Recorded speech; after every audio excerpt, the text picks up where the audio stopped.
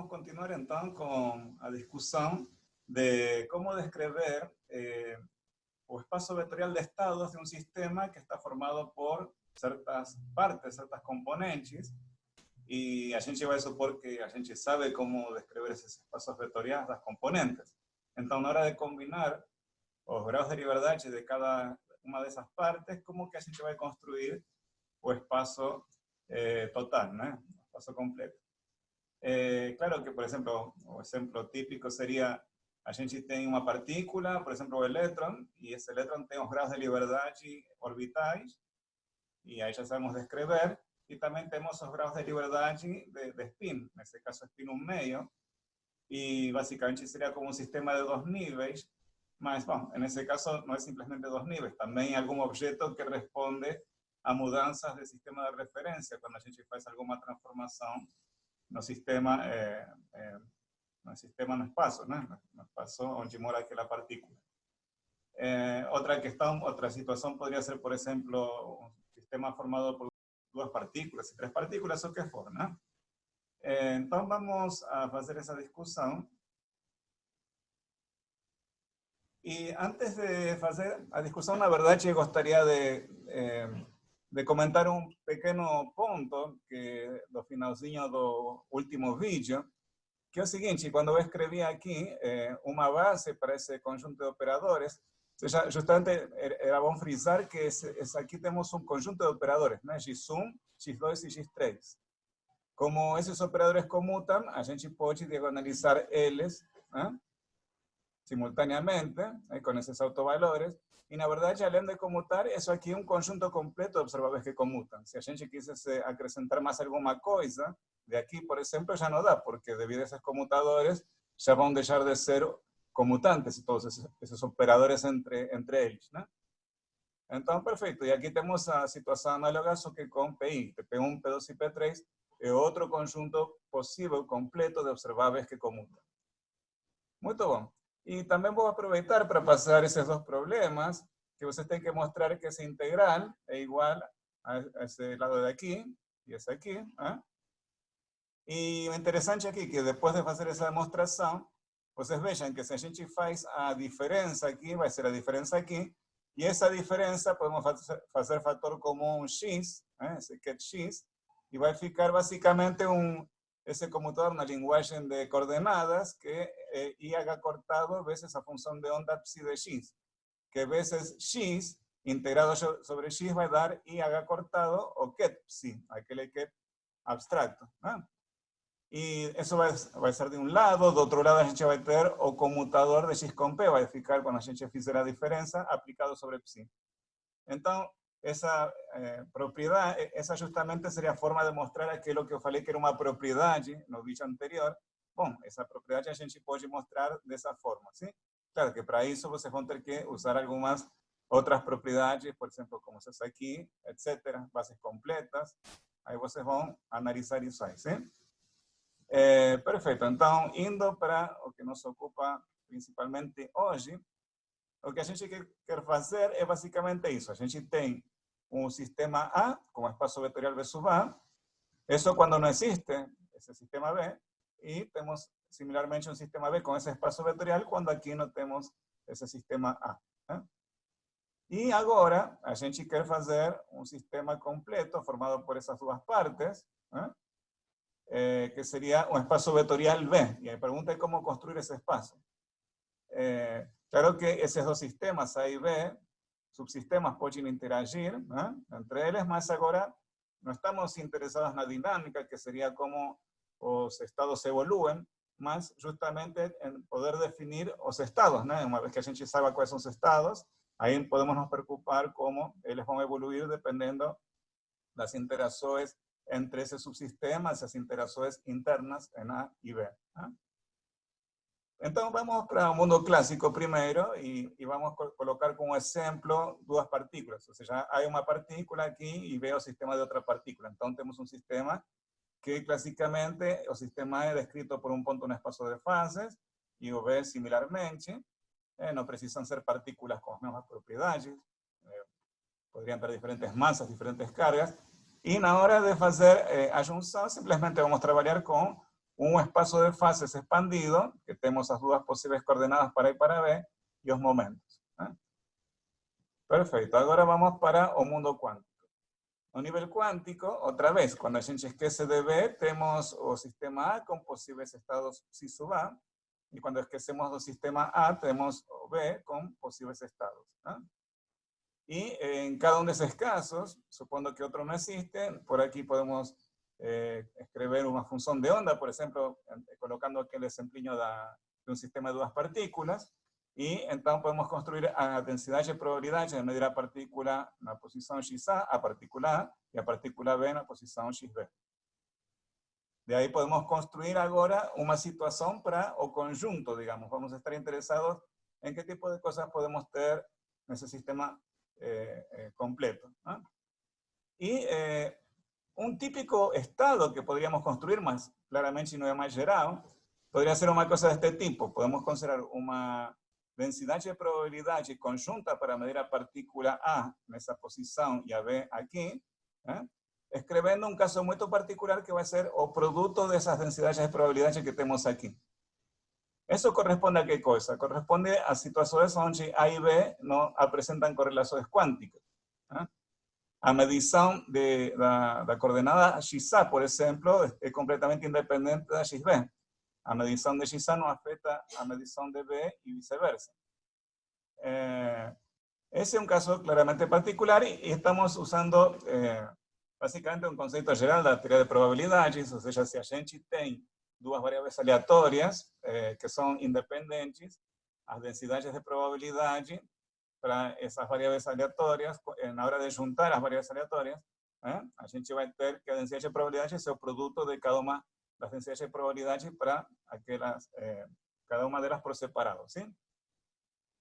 Perfeito. Então, nesse caso muito particular, a gente pode escrever para a densidade de probabilidade conjunta, também podemos escrever uma função de onda conjunta, que vai ser o produto dessas duas funções de onda, que quando elevamos o módulo quadrado tudo isso, vai dar o que temos aqui. Isso aqui vão ser componentes de um ket psi, na base de posições bem definidas, tanto para a partícula A, quanto para a partícula B. Y aquí estoy escribiendo eso también en la notación de Dirac.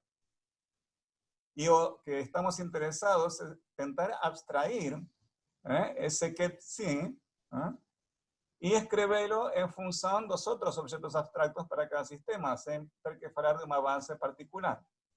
Y para denotar ese estado psi, vamos a colocar estos dos nombres aquí, para lembrar que están ese estado psi, algún tipo de objeto que depende desses dois, esse aqui e esse aqui. Então, para fazer isso, a gente pode perceber o seguinte: se a gente multiplica aqui por um número complexo, aqui vai estar multiplicado por um número complexo, a função de onda vai ganhar aquele número complexo, portanto, esse ket tem que ganhar um número complexo. Ou seja, quando a gente pega esse aqui, multiplicamos por um número complexo, o ket vai ter que ganhar aquele número complexo. Similarmente, se aqui multiplicamos por outro número complexo, o ket va a tener que ganar aquel número complexo. Entonces, eso se dice que la relación que leva esos dos para psi es lineal por multiplicación los dos argumentos. ¿No? Eso es para contrapor lineal con antilineal, que sería cuando a gente tiene un mapa que en relación a multiplicación va a producir un conjugado de un número complexo. O sea, cuando a gente pasa, por ejemplo, de un ket para un bra, esa operación es antilineal, porque si multiplicamos o ket por lambda, o bra va a ser multiplicado por lambda conjugado. Agora temos outra possibilidade, outra informação importante, que é a seguinte: se a gente mantém esse estado fixo, e esse escrevemos como a soma de dois estados, em A, se chama estado psi1 mais um psi2, então aqui a função de onda vai ficar a soma de duas funções de onda, essa aqui vai ficar sem mudança, y podemos utilizar a propiedad distributiva y vamos a escribir ese estado aquí, esa función de onda conjunta, como a suma de dos termos. Algo de ese tipo con psi1 más algo similar, solo que un psi2 para el sistema A. Por tanto, eso va a tener que se traducir en una propiedad similar. A gente vai ter que escrever entonces este psi como psi A1 por QB, mais algum QED que tenha a ver com o QED 2 com aquele QB. E similarmente, quando a gente faz a soma de dois estados aqui no sistema B, subsistema, deixando esse QE fixo, temos uma propriedade similar na segunda variável. Então, esse tipo de linearidade por multiplicação por números complexos e essa propriedade distributiva que a gente tem, nos leva a um conceito que já existe na matemática na hora de descrever uma composição de dois vetores para produzir um outro vetor e essa composição tendo essas duas propriedades que já mencionei, linearidade e essa distribuição distributiva. Isso se chama, em matemática, produto tensorial dos vetores, ¿no? Então, quer dizer que esse objeto que estamos colocando aqui de maneira, só para lembrar a dependência, de forma mais precisa, esse produto tensorial dos estados de cada uma das partes, e isso aqui, como já falei, corresponde a um estado muito particular que se chama separável, um estado no qual não existem correlações entre o subsistema A e B. Quando medimos qualquer coisa, qualquer observável, medimos alguma coisa em A, isso não vai afetar as medições dos observáveis associados com B. Claro que isso não é o final da história, né? Porque isso aqui é um estado particular. A pergunta é agora, qual é o espaço vetorial de estados completo para esse sistema composto, né? Esse espaço vetorial se chama produto tensorial, né? E basicamente, do ponto de vista físico, tem a ver que, dado uma base, agora estou aqui pensando numa situação mais geral, não estou pensando numa partícula aqui e aqui, mas uma situação geral. Portanto, essa base aqui é uma base com certa natureza, que depende de quais são os graus de liberdade no sistema A, e uma coisa similar aqui, e essas aqui podem ser completamente diferentes, esse tipo de base, né? Então, nesse caso, claro que uma das possibilidades vai ser, podríamos ter o sistema A no estado N e o sistema B no estado Ni. Y ese estado va a estar dado por ese producto tensorial. Mas al final de la historia no es simplemente combinar todas esas posibilidades de un veces esas posibilidades de otro. En la mecánica cuántica también tenemos superposición, que es fundamental. Por tanto, o que a gente tem que fazer, na verdade, é considerar que esse produto tensorial dos elementos da base, na verdade, é uma base do espaço vetorial produto tensorial, e o elemento mais geral vai ser a combinação mais geral dos elementos dessa base. Vocês vejam que aqui temos elementos complexos com dois índices N e Ni, que são o mais gerais possíveis, para ver que justamente esse tipo de coisas é muito particular.